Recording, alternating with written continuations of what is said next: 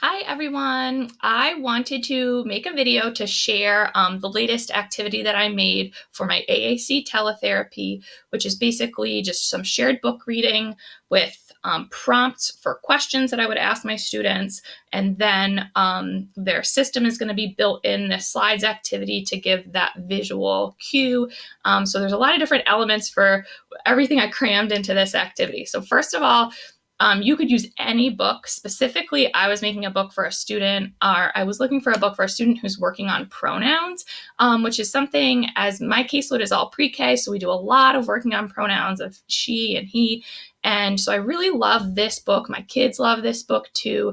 It's about gender identity, so it has inclusive pronouns, and also each character states what their pronouns are. So we're not having to really make that judgment about somebody else of oh, this character looks like a girl, so we're going to say she.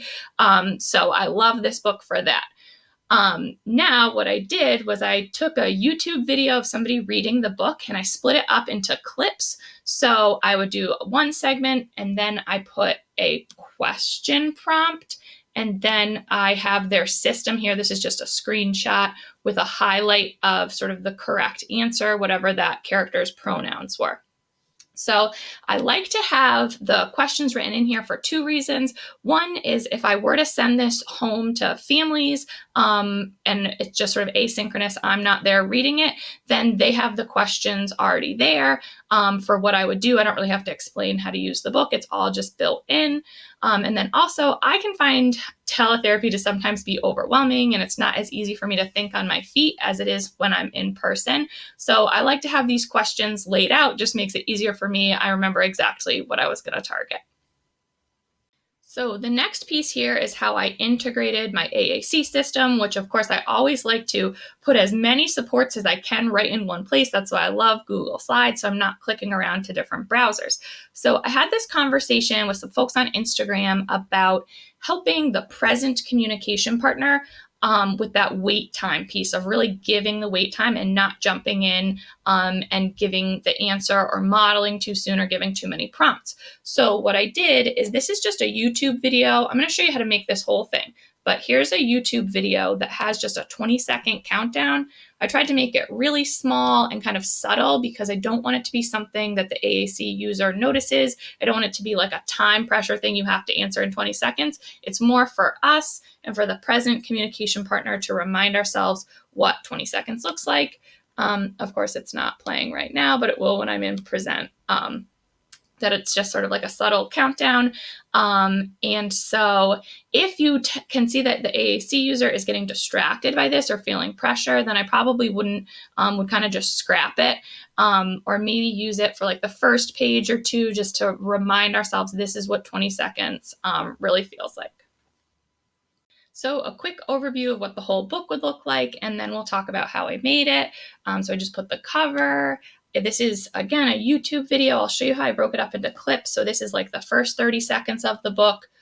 Ask a question, and then you have your visual prompt, and we're going to remind ourselves to wait for 20 seconds. The next clip, question, and modeling. So it's just going to follow that sequence as we read the whole book.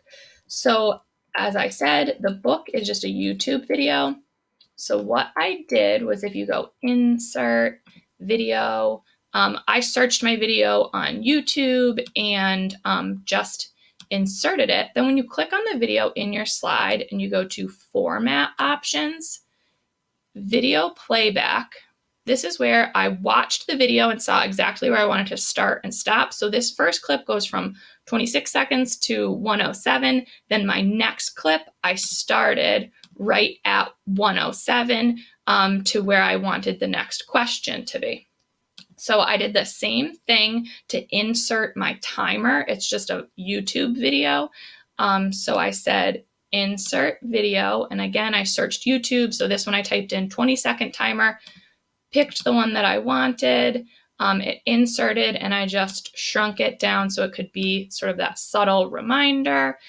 This speak for yourself home screen, I just Googled, copy and pasted it here.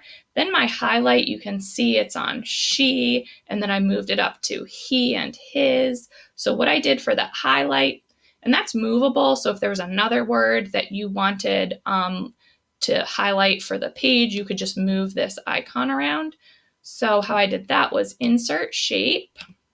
I decided to just draw a square, so you can size it however you want.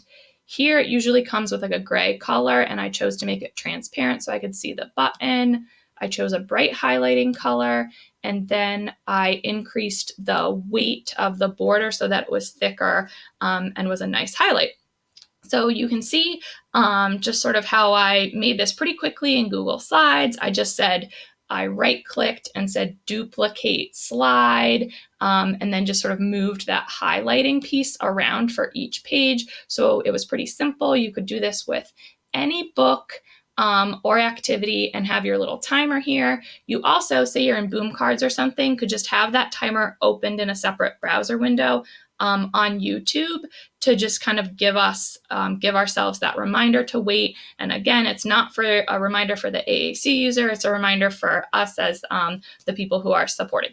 So I hope this gives you some ideas of different ideas for teletherapy and ways that we can integrate modeling and integrate some of those coaching pieces into our therapy.